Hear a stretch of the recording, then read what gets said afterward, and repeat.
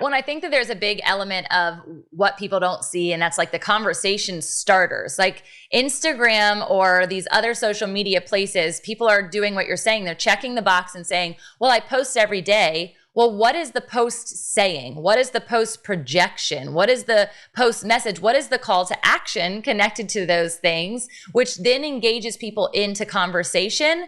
The ultimate thing is pulling them away from social media and into their email anyway, because you can't convert on IG unless you're in the DMs all the time, which is still going to lead to an email or a phone call.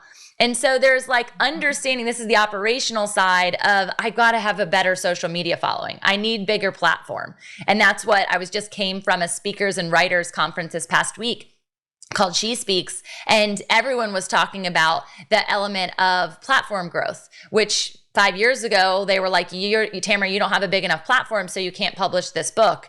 And funny enough, I published the book, and it's a part of my entire destiny and storytelling is the fact that like I did it anyway. And what it sounds like for me and you is this like back and forth is, why listen to the man or whomever that is? It goes back to the judge and the secular. Why listen when you know in your spirit that this is the next step for you? You could have easily stayed in that partnership with your sister because, well, you didn't want to hurt her feelings, or you didn't want it to make a mess of anything with your family or your finances or breaking a partnership, or it was just things are okay. We'll just stay in the okay. And your podcast is called the Joyful Scaling Podcast. If you know anything about me, joy is my jam. I spend a lot of time developing it and a lot of time giving it out. And I want to know, what is the heart set behind that? And how has your podcast been an agent to your growth? Wow. Well, the joy, we're called as Christians to rejoice in all circumstances. So I knew joy had to be a part of my independent brand as a coach. I mean, and the more I study business, and I study, I'm not like, it's interesting. You see people out there, they call themselves coaches. It's unregulated, whatever. And you wonder what kind of real world experience they have in the real business world, corporate world, or even what like life experience they have that would really lend itself to that. But I am so into like helping my clients live their faith in their business. And so we're called to be joyful. So are you joyful? And there are times, hey, every day there will be something that comes up that could steal us of our joy, whether it's one of those whispers of the enemy in our brain, or if it's a call from a client or a call from something personal, whatever, we have to stay in joy. And it's about how we approach our work.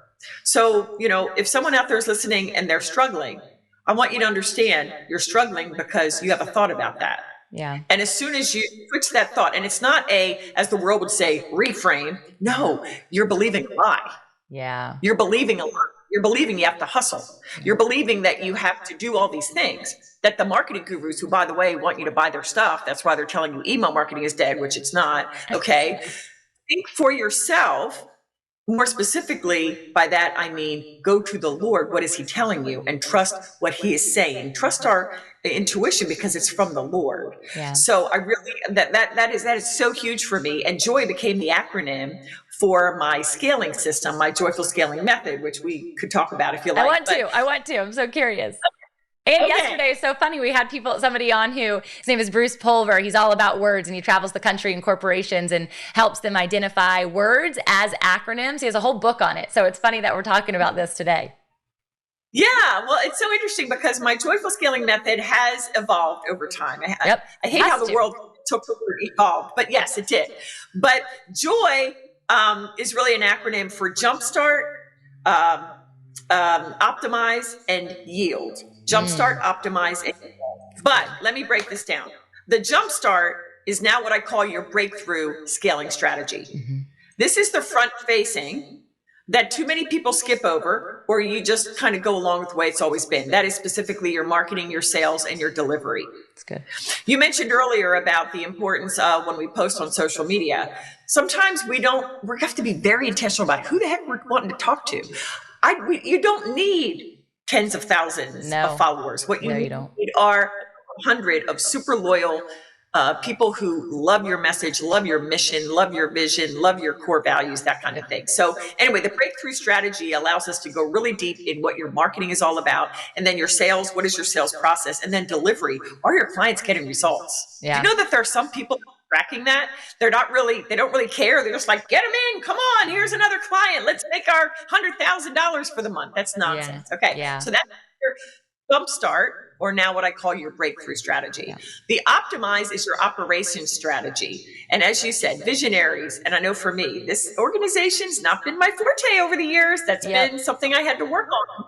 But the operations is what gives you the scalability. It is your team that helps drive revenue.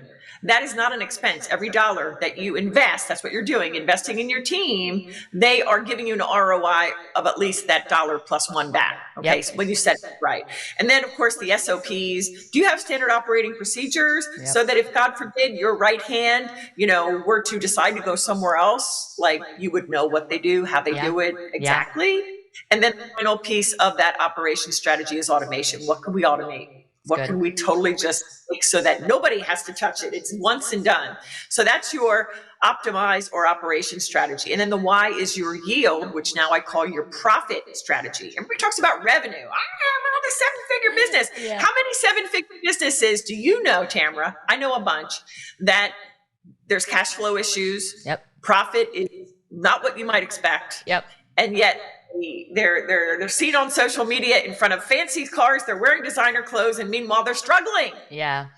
So in the profit strategy, we look at the revenue and the profit. We look at the numbers hard. And so then you know what to track, how to track it, that kind of thing. We also look at short and long-term planning.